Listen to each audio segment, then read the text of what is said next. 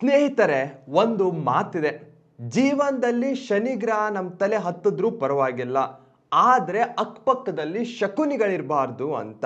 So ಇವತ್ತಿನ ಕಥೆ ಯಾವುದೋ ಒಬ್ಬ ಮಹಾಭಾರತದ ಯೋಧನದ್ದಲ್ಲ, ಇದು ಮಹಾಭಾರತದ ಯೋಧರನ್ನೇ ಆಡಿಸಿದಂತಹ ಮಹಾಮಾಟಗಾರ ಆಟಗಾರ ಶಕುನಿಯದ್ದು. ಶಕುನಿ ಗಾಂಧಾರ ದೇಶದ ರಾಜಕುಮಾರ. ಅವನ ಕತೆ ಪ್ರಾರಂಭವಾಗುವುದೇ ಅನ್ಯಾಯದಿಂದ. ಆ ಅನ್ಯಾಯವನ್ನ ಕುರು ಕುಟುಂಬ ಮಾಡಿರತ್ತೆ. ಅದೇ ಆತನಲ್ಲಿ ದ್ವೇಷದ ಬೆಂಕಿಯನ್ನ ಹಚ್ಚಿಸುತ್ತೆ. ಆ ದ್ವೇಷದ ಬೆಂಕಿ ಮುಂದೆ ಮಹಾಭಾರತದ ಮಹಾಯುದ್ಧದಲ್ಲಿ ಪರಿವರ್ತನೆಯಾಗಿ ಲಕ್ಷಾಂತರ ಜನರ ಸಾವಿಗೆ ಕಾರಣವಾಗತ್ತೆ. ಶಕುನಿಗೆ ಗೊತ್ತಿರತ್ತೆ, ಒಬ್ಬನನ್ನ ಸೋಲಿಸ್ಲಿಕ್ಕೆ ಅವನ ದೇಹವನ್ನ ಹೊಡಿಬೇಕಾಗಿಲ್ಲ, ಅವನ ಮನಸ್ಸನ್ನ ವಿಷಗೊಳಿಸಿದ್ರೆ ಸಾಕು, ಅಲ್ಲೇ ಜಯ ಇದೆ ಅಂತ. ಅದಕ್ಕೆ ಆತ ಕಂಡುಕೊಂಡ ಆಯುಧ ಪಗಡೆಯ ದಾಳಗಳು. ಅವು ಕತ್ತಿಗಿಂತಲೂ ಭಯಂಕರವಾಗಿರುತ್ತೆ ಮತ್ತು ಅವುಗಳಲ್ಲೇ ಒಂದು ಸಾಮ್ರಾಜ್ಯದ ಭವಿಷ್ಯ ಅಡಗಿರುತ್ತೆ. ಶಕುನಿಯ ಒತ್ತಾಯದ ಮೇರೆಗೆ ದುರ್ಯೋಧನ ಒಂದು ದಿನ ಯುಧಿಷ್ಠಿರನನ್ನ ತನ್ನ ರಾಜಸ್ಥಾನಕ್ಕೆ ಆಹ್ವಾನಿಸ್ತಾನೆ. ಅಲ್ಲಿ ಪಗಡೆಯ ಆಟಕ್ಕೆ ದುರ್ಯೋಧನ ಯುಧಿಷ್ಠಿರನನ್ನ ಮನವೊಲಿಸಿ ಕರೆಸ್ತಾನೆ. ಶಕುನಿಯ ದಾಳಗಳು ಆತನ ಮಾತನ್ನ ಮಾತ್ರ ಕೇಳುತ್ತಾ ಇರತ್ತೆ. ಹೀಗಾಗಿ ಆತನ ವಿರುದ್ಧ ಗೆಲ್ಲೋದು ಸಾಕ್ಷಾತ್ ಪರಮಾತ್ಮನಿಗೂ ಸಹ ಅಸಂಭವವೇ ಆಗಿತ್ತು. ಶಕುನಿಯ ದಾಳದಲ್ಲಿ ಧರ್ಮರಾಜ ಸಿಕ್ಕಾಕೊಳ್ತಾ ಹೋಗ್ತಾನೆ. ಮೊದಲು ತನ್ನ ರಾಜ್ಯವನ್ನ ಕಳ್ಕೊಳ್ತಾನೆ, ಅದಾದ ನಂತರ ತನ್ನ ತಮ್ಮಂದಿರರನ್ನ, ಕೊನೆಗೆ ದ್ರೌಪದಿಯನ್ನು ಸಹ ಈ ಜೂಜಿನಾಟದಲ್ಲಿ ಕಳ್ಕೊಂಡ್ಬಿಡ್ತಾನೆ. ಅಲ್ಲಿ ಶಕುನಿಯ ಪ್ರತಿ ದಾಳವು ಒಂದು ಯುಕ್ತಿ ಆಗಿರತ್ತೆ. ಆತನ ಪ್ರತಿ ನಗುವು ಒಂದು ಮೋಸದ ಸಂಕೇತವಾಗಿರುತ್ತೆ. ಆತನ ಪ್ರತಿ ಗೆಲುವು ಮಹಾಭಾರತದ ಯುದ್ಧದೆಡೆಗೆ ಒಂದು ದಿಟ್ಟ ಹೆಜ್ಜೆಯಾಗಿರುತ್ತೆ. ರಾಜ್ಯ, ಸಂಪತ್ತು, ಗೌರವ ಎಲ್ಲವನ್ನೂ ಸಹ ಧರ್ಮರಾಜ ಕಳ್ಕೊಳ್ತಾನೆ. ತದನಂತರ ಸಭೆಯಲ್ಲಿ ದ್ರೌಪದಿಯ ಅವಮಾನವಾಗತ್ತೆ.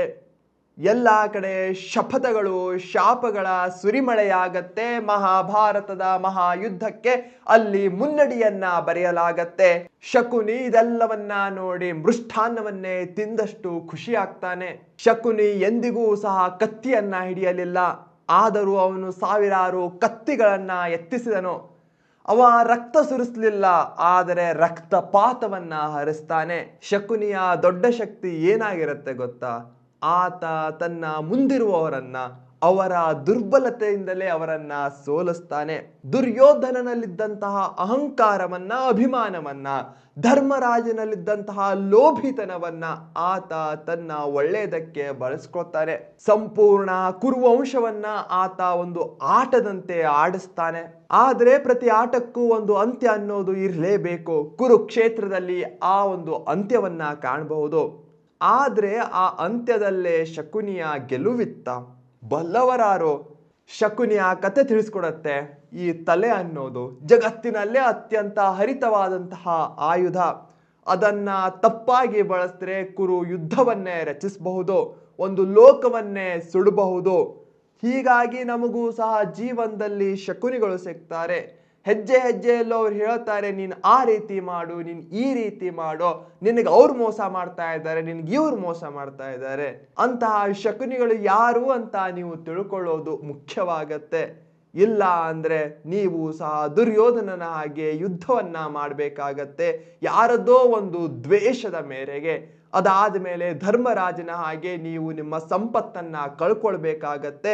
ಯಾಕಂದ್ರೆ ಮುಂದಿರುವಂತಹವನು ನಿಮ್ಮನ್ನ ಅಲ್ಲಿ ಬೀಳಿಸ್ಲಿಕ್ಕೆ ಬಂದಿರ್ತಾನೆ. ಹೀಗಾಗಿ ಎಲ್ಲ ಯುದ್ಧಗಳು ಹೊರಗಿನಿಂದ ಆಗಲ್ಲ, ಕೆಲವು ಯುದ್ಧಗಳು ನಮ್ಮ ಮನಸ್ಸಿನೊಳಗೆ ಆಗತ್ತೆ. ನಮ್ಮ ದುರ್ಬಲತೆಯೇ ಆ ಯುದ್ಧಕ್ಕೆ ಕಾರಣವಾಗತ್ತೆ. ನಮ್ಮ ದುರ್ಬಲತೆಗಳನ್ನ ತಿಳ್ಕೊಳ್ಳೋದು ಮುಖ್ಯವಾಗತ್ತೆ. ಇದೇ ನಮಗೆ ಶಕುನಿಯ ಕಥೆ ತಿಳಿಸ್ಕೊಡುತ್ತೆ. ನೆಕ್ಸ್ಟ್ ನಿಮಗೆ ಯಾವ ಕಥೆ ಬೇಕು ಅಂತ ಕಮೆಂಟ್ ಬಾಕ್ಸ್ ಅಲ್ಲಿ ತಿಳಿಸಿ. ಈ ವಿಡಿಯೋವನ್ನ ಲೈಕ್ ಮಾಡಿ, ಆದಷ್ಟು ಶೇರ್ ಮಾಡಿ. ಹಾಗೆ ನಮ್ಮ ಚಾನೆಲ್ ಅನ್ನ ಸಬ್ಸ್ಕ್ರೈಬ್ ಮಾಡೋದನ್ನು ಸಹ ಮರಿಬೇಡಿ. Thank you.